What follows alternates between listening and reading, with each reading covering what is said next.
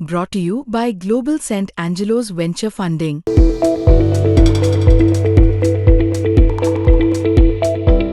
मुंबई, ठाणे आणि पुण्यासह महाराष्ट्रातल्या 29 महानगरपालिकांच्या महापौर पदासाठीचं आरक्षण आज जाहीर झालंय. नगरविकास राज्यमंत्री माधुरी मिसाळ यांनी मंत्रालयामध्ये आज एक बैठक आयोजित केलेली होती 11 वाजता आणि या बैठकीमध्ये लॉटरी पद्धतीने चक्राकार पद्धतीने महाराष्ट्रातल्या 29 महानगरपालिकांचा महापौर कोण होणार त्याचे प्रवर्ग सांगण्यात आले. यानुसार महाराष्ट्रामध्ये 17 महानगरपालिका अशा आहेत जिथे ओपन प्रवर्गाचे किंवा ओपन महिला सर्वसाधारण अशा प्रकारचे महापौर होतील किंवा तसा प्रवर्ग सुटलेला आहे.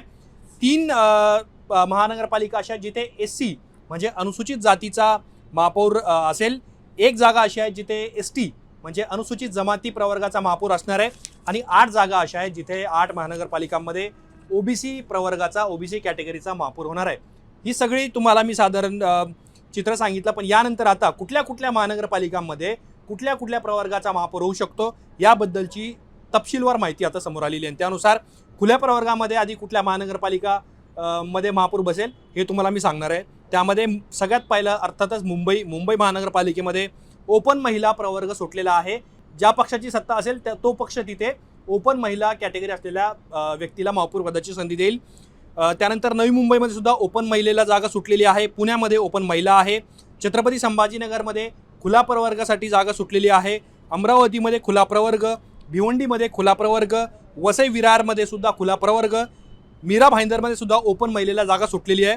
मालेगावमध्ये खुला प्रवर्ग, परभणीमध्ये खुला प्रवर्ग, सोलापूरमध्ये सुद्धा खुला प्रवर्ग, नाशिकमध्ये सुद्धा ओपन महिला, नागपूरमध्ये ओपन महिला, नांदेडमध्ये सुद्धा ओपन महिला, धुळ्यात सुद्धा ओपन महिला, पिंपरी चिंचवडमध्ये सुद्धा खुला प्रवर्ग, सांगलीमध्ये खुला प्रवर्ग. म्हणजे अशा या 17 महानगरपालिका आहेत जिथे ओपन खुला प्रवर्ग किंवा ओपन महिला म्हणजे अशा प्रकारचे तिथे प्रवर्ग सुटलेले आहेत त्या महानगरपालिकांमध्ये.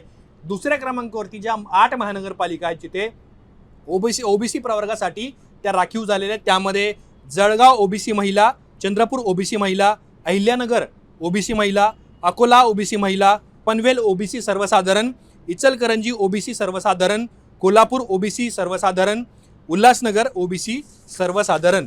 आणि त्यानंतर आहेत ज्या 3 महानगरपालिका आहेत जिथे अनुसूचित जाती म्हणजे SC प्रवर्गासाठी राखीव झालेल्या आहेत. त्यामध्ये लातूर SC महिला, जालना SC महिला जी आता नव्याने स्थापन झालेली महानगरपालिका आहे जिथे भारतीय जनता पार्टीने बहुमत मिळवलं, आणि ठाणे जी एकनाथ शिंदे यांच्यासाठी अत्यंत महत्त्वाची महानगरपालिका आहे. शिवसेनेची ताकद तिथे पणाला लागलेली होती. त्या ठाण्यामध्ये SC सर्वसाधारण या प्रवर्गासाठी ठाणे महानगरपालिकेचं महापौरपद सुटलेलं आहे.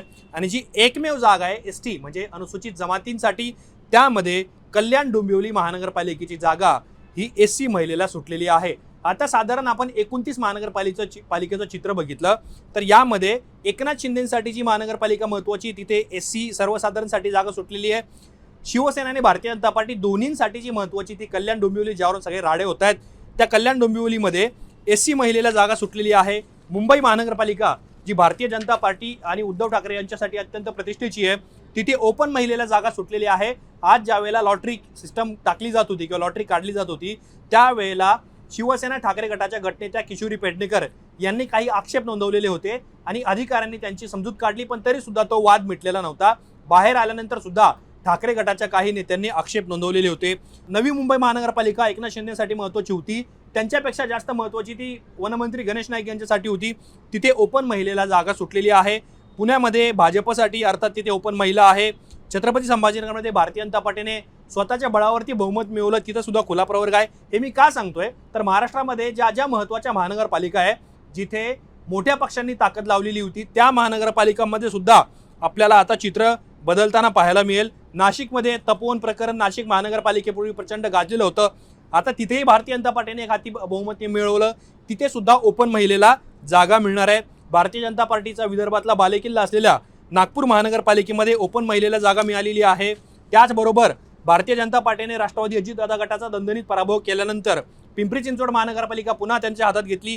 तिथे खुल्या प्रवर्गाला संधी देण्यात किंवा खुल्या प्रवर्गाला संधी मिळेल कारण तिथे खुला प्रवर्गाला महापौर पदाची जागा ही सुटलेली आहे. उल्हासनगरमध्ये जिथे शिवसेनेने वंचितला सोबत घेतलं आणि सत्तेकडे वाटचाल केलेली आहे तिथे OBC सर्वसाधारण साठी जागा सुटलेली आहे. इचलकरंजी ही महाराष्ट्रातली यंदाची नवी महानगरपालिका आहे.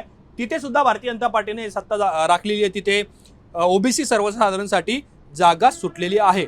भाजपसाठी जळगाव महत्त्वाचं आहे, तिथे सुद्धा ओबीसीची जागा राखीव झालेली आहे. त्यामुळं एकूण हे जर साधारण चित्र पाहिलं तर आता महानगरपालिकाची निवडणूक संपलेली आहे. कुठे कुणाची सत्ता होणार, महायुती कुठे होणार, कोणता पक्ष कुणासोबत युती करतोय याच्याबद्दलची क्लॅरिटी अजून जरी नसली तरी सुद्धा महापौर कुठल्या प्रवर्गातला होणार याची स्पष्टता आज नगरविकास राज्यमंत्री माधुरी मिसाळ यांच्या बैठकीनंतर मिळालेली आहे. तुम्हाला सगळ्या प्रकारांबद्दल काय वाटतं?